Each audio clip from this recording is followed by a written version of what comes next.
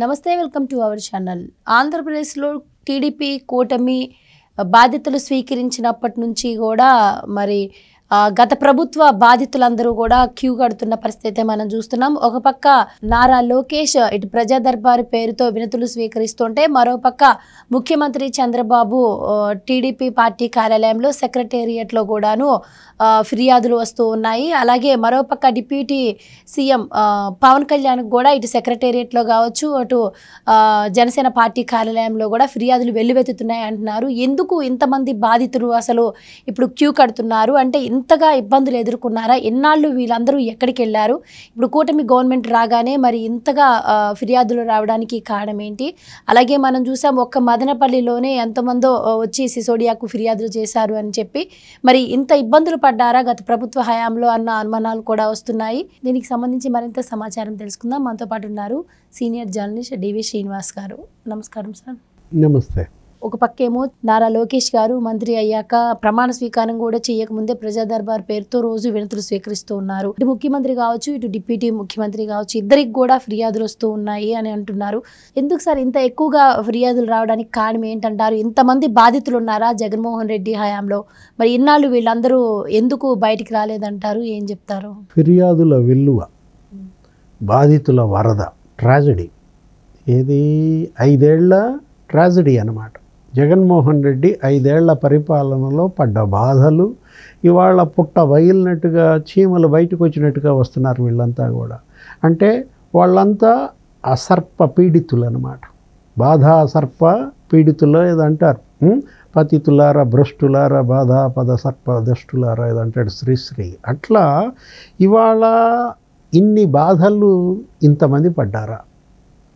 వచ్చిన ఫిర్యాదులన్నిటిల్లో కూడా 80% భూములకు సంబంధించే, భూ సమస్యలపైనే. నా భూమి వాడు కబ్జా చేశాడు, నా భూమి వీడు ఆక్రమించాడు. మనం చూసాం, ఏది తెలుగుదేశం పార్టీ కేంద్ర కార్యాలయంలో రోజుకో మంత్రి కూర్చుంటున్నాడు. మంత్రులు ప్రతిరోజు ఒకళ్ళు అక్కడ ఉండి ఫిర్యాదులు స్వీకరిస్తున్నారు. అసలు ముఖ్యమంత్రి చంద్రబాబు మంగళగిరి తెలుగుదేశం పార్టీ కార్యాలయానికి వస్తే అసలు ఆయన తట్టుకోలేకపోతున్నాడు. వేల మంది అన్నమాట. ఏంటి, బ్యారికేడ్లు కట్టి తొక్కిసలాట. వాళ్ళ దగ్గర ఫిర్యాదులు తీసుకోకుండా పంపలేరు. ఎందుకని? బాధల్లో ఉన్న వాళ్ళు కోరుకునేది ఊరట, భరోసా. నేనున్నానని ధైర్యం చెప్పాలా, లేకపోతే ఆ బాధల్లో వాళ్ళు, ఆ బాధిత కుటుంబాలు అల్లాడిపోతున్నాయి. ఇవాళ మనం 15 రోజుల్లో 7,000 ఫిర్యాదులు వచ్చినాయంట.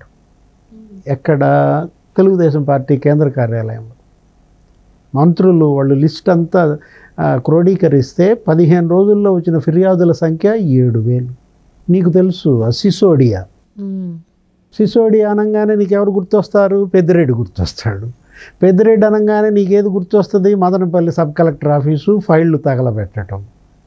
ఆయన ఏదో అక్కడ ఫైళ్ళు తగలబెట్టిన దాంట్లో దాన్ని చూడటానికి, అది తెలుసుకోవడానికి ఆ రెవెన్యూ అదంతా ఆయన వెళ్తే ఆర్పి సిసోడియా ఆయన ఏమన్నాడు, అసలు ఏం జరుగుతోంది ఇక్కడ? ఇంత పెద్ద మొత్తంలో భూములు ఈ విధంగా జరగటం ఏంటి?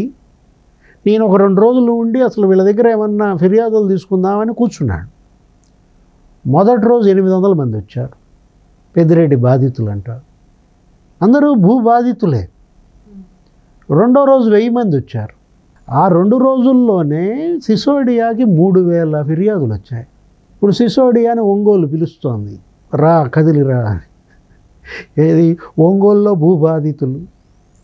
అక్కడ 200 ఎకరాల్లో ఏమో అక్కడ బాలినేని శ్రీనివాసరెడ్డి వాళ్ళ అనుచరులు అదొక 101 కోట్ల రూపాయల స్కామ్ అన్నారు. అది ఫోర్జరీ డాక్యుమెంట్స్. అంటే నీ దస్తావేజులు నీ దగ్గరే ఉంటాయి, నేను దానికి ఫోర్జరీ డాక్యుమెంట్ పుట్టిస్తా, నేను అమ్మేస్తా, రిజిస్ట్రేషన్ జరిగిపోదు. ఎనీవేర్ రిజిస్ట్రేషన్ అన్ని తీసుకొచ్చిన దాన్ని జగన్మోహన్ రెడ్డి ఎలా భ్రష్టు పట్టించాడో, ఎలా పక్కదారి పట్టించాడో. ఇప్పుడు ఏ ప్రాంతంలో అయినా రిజిస్ట్రేషన్ చేసుకోవచ్చు అంటే అది ఎవరో అనారోగ్యంగా ఉన్నవాళ్ళు, రాలేని వాళ్ళు, వృద్ధులు, వికలాంగులు, వాళ్ళ కోసం పెట్టింది. దానికి కూడా 48 గంటల గడువు ఉంటుంది. నువ్వు రిజిస్ట్రేషన్ చేయమని అడిగినా, వచ్చినా, అన్నీ సబ్మిట్ చేసినా ఈ 48 గంటల్లో ఎంక్వైరీ చేస్తారు. నువ్వు గనక తప్పుడు ఫిర్యాదు తప్పుడు డాక్యుమెంట్ తెస్తే నేను జైలుకి పంపిస్తారు. జగన్మోహన్ రెడ్డి సీఎం కాగానే ఏం చేశాడు? ఆ 48 గంటలని గంట చేశాడు. ఒక గంటలో ఎవరికైనా తెలుస్తుందా అది ఫేక్ డాక్యుమెంటా, వాడు నిజమైన భూ యజమానా కాదా? ఎవరికి తెలియని దాంట్లో వాళ్ళకి చేసేస్తారు. 1,75,000 ఎకరాలు అలా రిజిస్ట్రేషన్ జరిగిందంట. ఏంటి ఈ ఎనీవేర్ అనే దాన్ని అడ్డం పెట్టుకుని జగన్మోహన్ రెడ్డి, ఆయన అనుచరులు, ఈ మంత్రులు, ఈ పెద్దిరెడ్డి, ఇప్పుడు వీళ్ళంతా కూడా ప్రతి చోట కూడా ఒంగోలు ఇవాళ కనుక సిసోడియా వెళ్ళాడు అనుకో, మరి అక్కడ ఎన్ని వేల ఫిర్యాదులు వస్తాయి? విశాఖపట్నం బ్యాచ్ పిలుస్తోంది. వెళ్తాడా సిసోడియా విశాఖపట్నం? విశాఖపట్నం వెళ్తే సిసోడియాకి ఫస్ట్ వచ్చే ఫిర్యాదులు ఎవరి? జవహర్ రెడ్డి బాధితులు.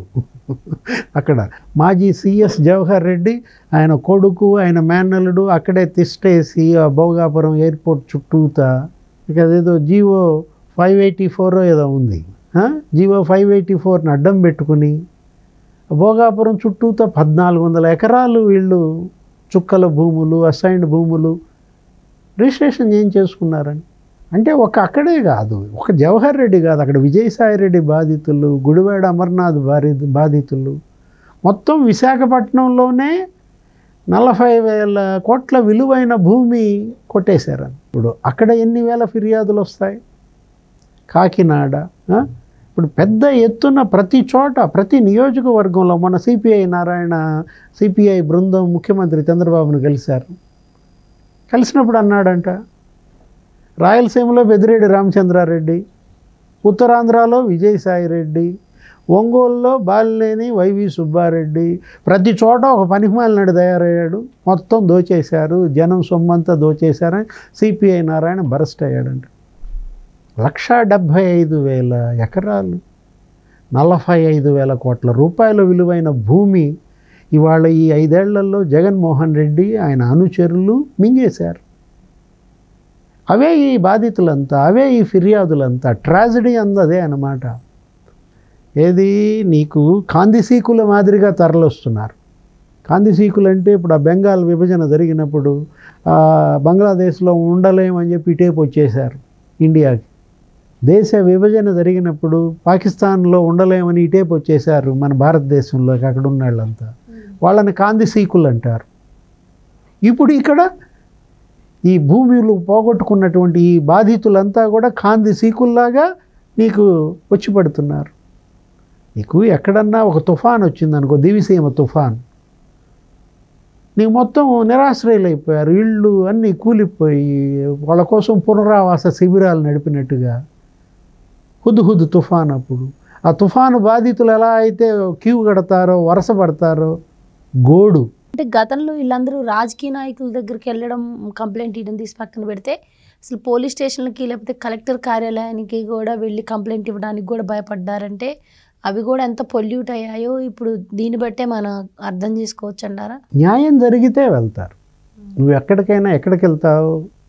పని జరిగే చోటుకి వెళ్తావు. ఇక్కడ నాకు న్యాయం జరుగుతుందన్న నమ్మకం ఉంటే వెళ్తావు. ఇప్పుడు మీరేమని అడిగారు సార్, మీరు అప్పట్లో ఎందుకు వెళ్ళలేదు? జగన్మోహన్ రెడ్డి 5 ఏళ్లలో కూడా ఈ బాధలు పడ్డారు కదా, ఈ బాధితులు పిఎస్ఆర్ ఆంజనేయుల దగ్గరికి వెళ్ళి చెప్పుకోవాలా? ఈ బాధితులు కసిరెడ్డి రాజేంద్రనాథ్ రెడ్డి దగ్గరికి వెళ్ళి చెప్పుకోవాలా? సంజయ్ దగ్గరకా, సునీల్ కుమార్ దగ్గరకా? ప్రతి చోట వాళ్లే కదా ఎస్ఐలు, డిఎస్పీలు.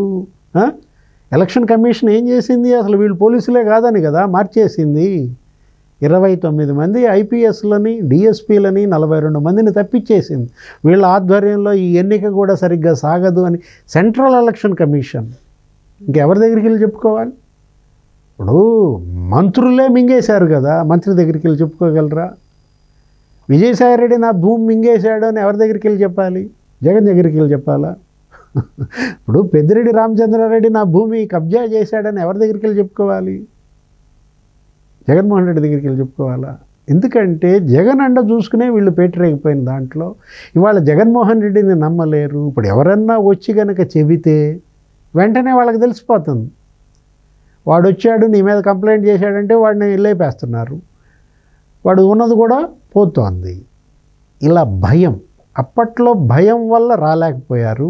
ఇప్పుడు ఆ భయం పోయింది కాబట్టి వరదెత్తారు, పోటెత్తారు. మరి ఈ బాధితులందరికీ న్యాయం చేయాల్సిన బాధ్యత గౌరవ ముఖ్యమంత్రి నారా చంద్రబాబు నాయుడు గారు, గౌరవ డిప్యూటీ సీఎం పవన్ కళ్యాణ్ గారు, గౌరవ మంత్రివర్యులు నారా లోకేష్ గారు.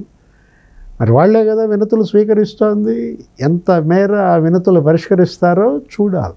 Right, thank you.